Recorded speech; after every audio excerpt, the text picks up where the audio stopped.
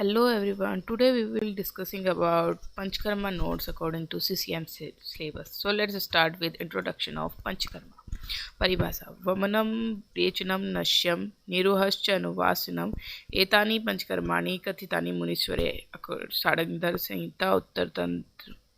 अर्थात वमन रेचन नश्य निरोह और अनुवासन एतानी इस प्रकार पांच कर्म जो है पंचकर्म बताए गए हैं मुनीश्वरों के अकॉर्डिंग। प्रथमम वमनम पश्चात विरेकश अनुवासनम एतानी पंचकर्माणि निरोह नावनम तथा। भाव प्रकाश ने पंचकर्म में प्रथम वमन, उसके बाद विरेचन, उसके बाद अनुवासन और निरोह और नावन नश्य का इंडिकेशन दिया है, मतलब उल्लेख किया है।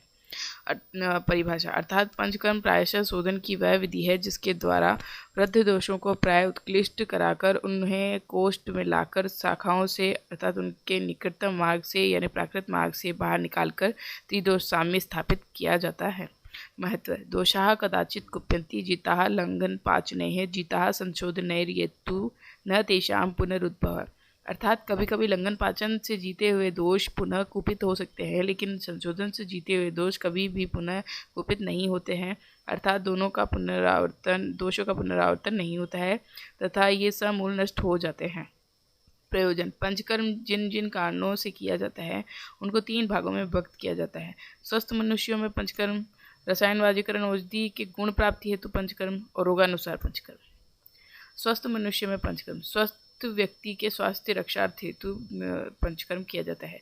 दैनिक नित्य कर्म शौच, अभ्यंग, प्रतिमर्श, नश्य, दंत धावन, पादाभ्यंग, कर्णतेल आदि। ऋतुचर्या में वर्षा ऋतु में कुपित वात का बस्तीकर्म द्वारा, शरद ऋतु में प्रकुपित पित्त का दोष का विरेचन द्वारा और वसंत ऋतु में प्रकुपित का वमन द्वारा कर्म निर्हरण किया जाता है। रसायनवाजीकरण आदि की असाधारण गुण प्राप्ति हेतु अर्थात इन कर्मों के द्वारा शरीर में बल प्राप्ति, संतानोत्पत्ति करने की क्षमता प्राप्त होती है, लेकिन वह तभी इफेक्टिव होता है जब शरीर की शुद्धि अच्छी तरह से हो गई हो। संशोधन कर्म द्वारा ये शुद्धि प्राप्त होती है। रोगानुसार पंचकर्म रोगों के अनुसार रोगी के बल, काल, बल, सत्व, वय, सत्व, अग्नि आदि की परीक्षा कर पंचकर्म का प्रयोग करने का विधान है। प्रमेह रोगी में संशोधन का विधान है। कुष्ठ रोगी जो बहुदोष से ग्रसित हो उसमें वमन विरेचन करने का है और तमक श्वास में वमन विरेचन का विधान कहा गया है। संशोधन से लाभ जठराग्नि प्रदीप्त होती है, रोग शांत हो जाते हैं, बल की पुष्टि होती है, मनुष्य दीर्घायु होता है, इंद्रिय, मन, बुद्धि आदि प्रसन्न हो जाते हैं। चिकित्सा का सिद्धांत लंघनम, रंगणम, काले, रुक्षणम, स्नेहनम तथा स्वेदनम, स्तंभनम चैव जानीये यह सब भीषक। अर्थात लंघन, रंगन, रुक्षण, स्नेहन, स्वेदन तथा स्तंभन आदि इन 6 उपक्रमों को जानने वाला भीषक कहलाता है। आचार्य वाग्भट ने इन उपक्रमों को 2 प्रकार का मानकर चिकित्सा भी 2 प्रकार की बताई है, संतर्पण अर्थात ब्रंघन और अपतर्पण अर्थात लंघन चिकित्सा। त्रिविध कर्म पूर्व कर्म, प्रधान कर्म, पश्चात कर्म इति। डलहर ने 3 प्रकार के कर्म को परिभाषित या विभाजित किया है। पूर्व कर्म लंघन, पाचन, दीपन, स्नेहन, स्वेदन, वमन, विरेचन। प्रधान कर्म व्रण का पाटन, रोपण और पश्चात कर्म बल और अग्नि को बढ़ाने वाली चिकित्सा करनी चाहिए। सेकंड है पूर्व कर्म संचय, प्रकोप, प्रसर और स्थान संचय। प्रधान कर्म रोगोत्पत्ति के पश्चात किए जाने वाले उपाय और पश्चात कर्म रोग पुनः उद्भव न हो इस हेतु किए जाने वाले उपाय। थर्ड पूर्व कर्म पाचन, स्नेहन और स्वेदन। प्रधान कर्म वमन, विरेचन, बस्ती, नश्य और रक्तभोक्षण और पश्चात कर्म है संसर्जन क्रम।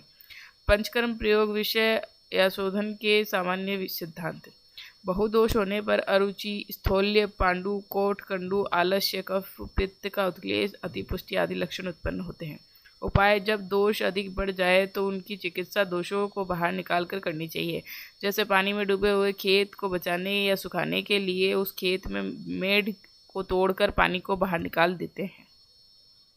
मध्यम बल दोष होने पर उत्क्लेश, अतिसार, विबंध, उद्गार ये लक्षण उत्पन्न होते हैं।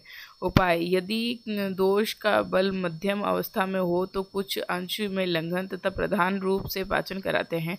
मध्यम प्रमाण में जलाशय में जल होने पर वायु, आतप तथा मिट्टी द्वारा जल सूख जाता है।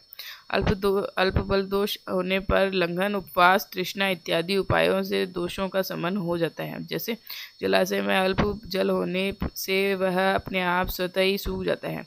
जैसे त्वक रोग, प्रमेह, अभिसंधि विकारों में लंघन करना चाहिए। नोट: बहुदोष अवस्था में शोधन का निर्देश किया गया है, परंतु बहुदोष होने पर भी यदि साम्य अवस्था हो तो शोधन नहीं करना चाहिए, क्योंकि सामदोष शरीरस्थ धातुओं में लीन होकर ऐसे चिपके हुए होते हैं जैसे कच्चे फल में उनका रस रहता है। पंचकर्म परिहार्य विषय: परिहार्य का अर्थ होता है उतने समय तक संयम से रहना चाहिए और अहितकर आहार विहार आदि का सेवन नहीं करना चाहिए जब तक पंचकर्म चल रहा है या पंचकर्म कंप्लीट होने के कुछ दिन तक। ठीक है, जैसे बस्ती इत्यादि कर्मों में परिहार्य काल बताया गया है। लक्षण: जो सब रसों का सेवन कर सकता हो, जिसके मलमूत्र आदि का वेग ढंग से विसर्जित होता हो, जिस व्यक्ति की ज्ञानेंद्रिय, कर्मेंद्रिय और मन अपने कार्य में कार्यरत हो। जब ये सभी लक्षण ना हो तब ये 8 महादोषकर विषयों का वर्ज्य त्याग करे। उत्पन्न ना हो तो ये वर्ज्य त्याग करे। अगर किसी कारणवश इन 8 विषयों का परित्याग नहीं किया गया तो इनके सेवन से वात, कफ, आमजन्य व्याधियां उत्पन्न हो जाती है और इससे शरीर में पीड़ा होना इत्यादि लक्षण मिलते हैं।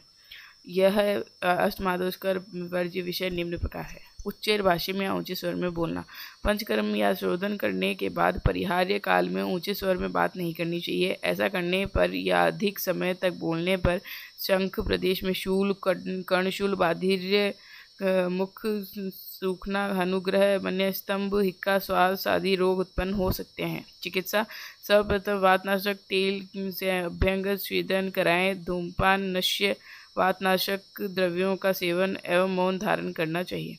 रक्तक्षोभ: रथ, हाथी, घोड़ा, साइकिल, ट्रेन आदि की सवारी नहीं करनी चाहिए। ऐसा करने से संधियों में शिथिलता, कर्णनाशाशूल, आंत्रकुंजन, आधमान, हृदयावरोध इत्यादि लक्षण होते हैं। चिकित्सा: वातनाशक द्रव्यों से अभ्यंग, स्वेदन, निर्दान, प्रयोजन आदि। अति संक्रमण: ज़्यादा पैदल चलने से पैर, जंघा, उरुज, अनुवंशन प्रदेश में शूल, सिरा व धमनियों में हर्ष होना, श्वास, कास इत्यादि लक्षण उत्पन्न होते हैं। इसकी चिकित्सा निदान, परिवर्जन और स्नेह स्वेदन करना है।